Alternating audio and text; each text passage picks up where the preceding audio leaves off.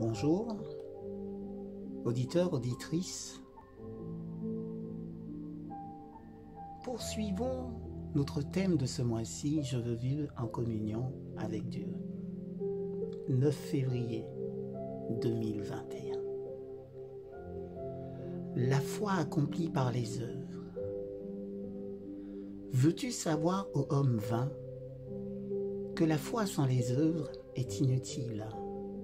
Jacques chapitre 2, verset 20. Nous sommes sauvés par la foi, non par nos propres mérites. La foi est le don du Saint-Esprit.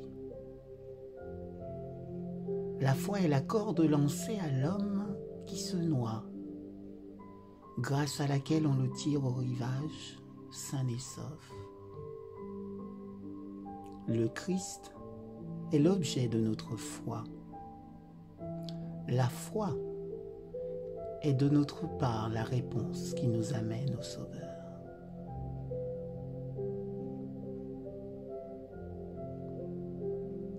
Elle dépose nos péchés sur Jésus. Elle enlève les guenilles de notre propre justice et nous revêt de la justice de Christ. Qu'avons-nous donc à faire pour être sauvés? Quoi au Seigneur Jésus? En conséquence, bien des gens ont conclu que les hommes sont sauvés sans œuvre d'aucune sorte. Mais ne nous laissons pas tromper. Les œuvres sont le fruit de la foi. Aucun impudique ou impur ou cupide, c'est-à-dire idolâtre, n'a d'héritage dans le royaume du Christ et de Dieu. Éphésiens chapitre 5, verset 5. Sans une saine moralité, l'expérience chrétienne n'est que du toc. La foi sans piété, qui ne touche ni ne change jamais la conduite d'un homme, est sans vie. La vraie foi, la véritable, marche sous le sentier des 10 commandements, ou les 10 paroles, les 10 promesses. La foi opérante est aimable, altruiste, obéissante. La foi agissante garde les maris aimants, les épouses patientes. Elle bannit de la maison le péché et le mal. Nous croyons que Dieu aura compassion des pécheurs, que tous les péchés que nous avons commis peuvent être lavés par le sang de Christ.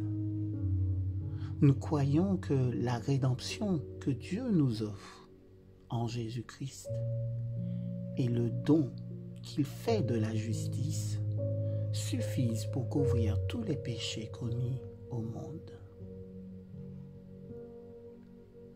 Que Dieu ne désespère de personne, que quiconque se tourne vers le Christ peut être sauvé complètement. Les non-chrétiens vivent souvent avec une moralité relâchée, n'y voient pas de mal. Il est étrange que des gens qui affirment accepter Jésus-Christ puissent continuer à vivre ainsi. Si une telle personne peut prétendre avoir expérimenté le salut, alors la semence de la parole de Dieu semée dans le cœur n'apporte pas de récolte. Le Saint-Esprit ne produit pas de fruits. Le pouvoir de Dieu ne donne point de colonne vertébrale solide pour maintenir l'ossature spirituelle debout. Je reprends. Le Saint-Esprit ne produit pas de fruits. Le pouvoir de Dieu ne donne point de colonne vertébrale solide pour maintenir l'ossature spirituelle debout. Dieu communique toujours sa grâce et son pouvoir qui sauve pour que soit restaurée en l'homme l'image de Dieu. Puissons-nous faire bonne réception de cette parole et qu'elle puisse trouver racine au plus profond de notre être, afin que Dieu puisse récolter les bons fruits pour sa grâce et que nous soyons un puissant témoignage pour sa gloire. Soyez bénis et demeurez dans le Seigneur. Excellente journée à tous et à toutes.